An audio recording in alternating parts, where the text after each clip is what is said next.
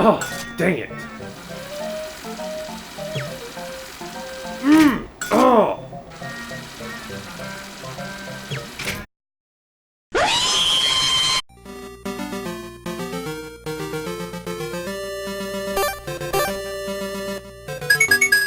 Breath of the Wild is the newest game in the Legend of Zelda franchise. It is one of the greatest games of all time, and it also sucks. There are no real dungeons, no classic items, and a story that just isn't that great. As a response to those who don't like change, Nintendo released the Zelda game that we've always wanted. And it was released in 1993! Yeah, Link's Awakening was originally released on the Game Boy and later remastered on the Game Boy Color in 1998. But now there is a remake on the Nintendo Switch, aptly titled The Legend of Zelda Link's Awakening. Or as we will call it from now on, The Legend of Zelda Link's Awakening (2019).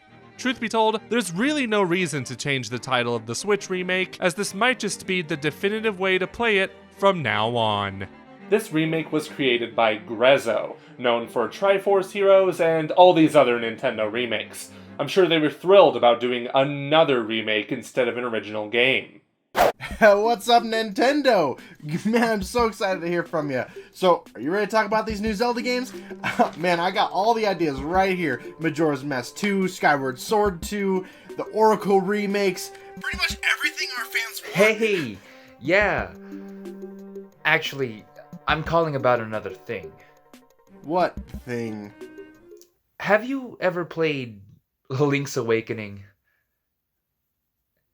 Hello?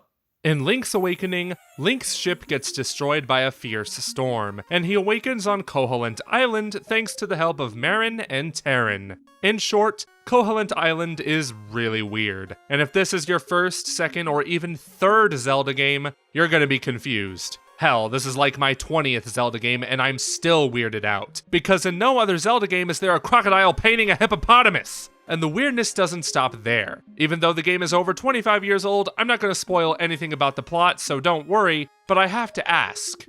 Is that Kirby? And are those Goombas? And is that Sans? I don't like this. I don't like this at all. So the main objective of the game is to wake up the Windfish, meaning you'll have to gather all the instruments from the dungeons. You'll get to these dungeons by exploring the overworld, and considering this is a remake of a Game Boy game, you can imagine it's pretty small. Not tiny, but not big either, you know? That's okay though, because you will still find plenty to do on the island of Koholint. While there are a ton of side missions that will gain you some pretty sweet gear, a lot of them don't feel like side missions since, oh hey, it turns out you have to do most of them to beat the game. In case you couldn't tell, I've never played Link's Awakening on the Game Boy, so I didn't find out until like 3/4 of the way through that I had to go to the Dream Shrine and get the Ocarina. Also, that dumb trading quest where you have to keep trading stuff with people, yeah, you have to finish that too. I couldn't get all the seashells though. I'm sorry, I'm an adult, I have responsibilities. These bushes aren't gonna cut themselves, you know. Having not played the original game only made the Switch remake that much more enticing for me. I have heard some people complain about the $60 price tag saying, oh, it shouldn't be that much because it's a remake of a Game Boy game, but I disagree. I think it is well worth the $60 that I paid for it, and granted that's because it was a brand new experience for me. However, there are some parts where the game definitely shows its age. Where I noticed this is most prevalent is in the dungeons. Some of them are really well designed and I like them, but other times they feel like they came from the Game Boy era and not the Switch era, as they can feel pretty small at times. However, I mostly noticed that in the first few dungeons, because they kept getting bigger and more complex as I continued. Maybe I'm just not used to 2D dungeons in Zelda games, because it's been a while since I've played A Link Between Worlds. And even though some of the bosses in the game are really well made, they can be too easy. Matter of fact, the game in general isn't very tricky.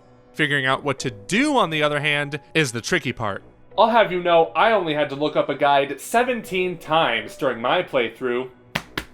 Fortunately, Hero Mode is available right from the start, which makes enemies tougher and eliminates heart pickups entirely. Maybe I'll be brave enough to try this out one day.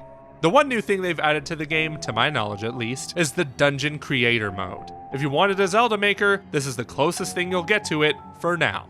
It's pretty cool, but I've only tried it once. I'm sorry! I mentioned earlier that the game shows its age in some parts, but that can be a good thing. Link's Awakening is the 4th Zelda game ever made, coming in right after A Link to the Past, where you could easily miss big items if you don't look hard enough.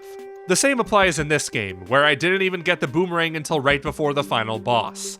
Dang, and I was so looking forward to not using it. Collecting items in this game is a very gratifying experience, as they help you unlock more of the map and make it easier to explore. Obviously, this has been in previous Zelda games, so why should I be praising it here? Well, Breath of the Wild didn't have the same satisfaction, so it's great to see this now.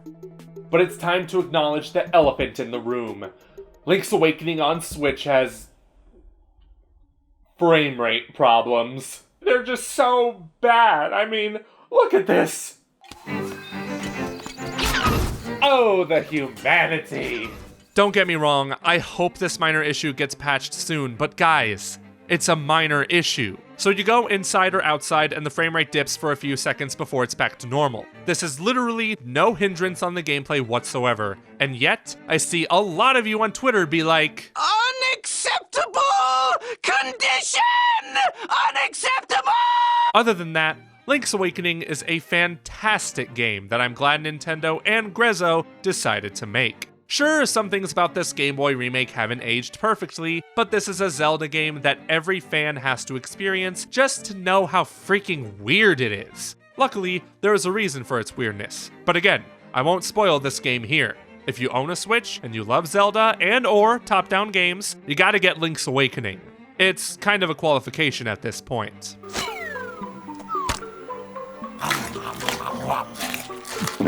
I don't normally do this, but I think it's time to give these games ratings. So with that, The Legend of Zelda Link's Awakening on the Nintendo Switch gets a 0 out of 10, not Metroid Prime 4.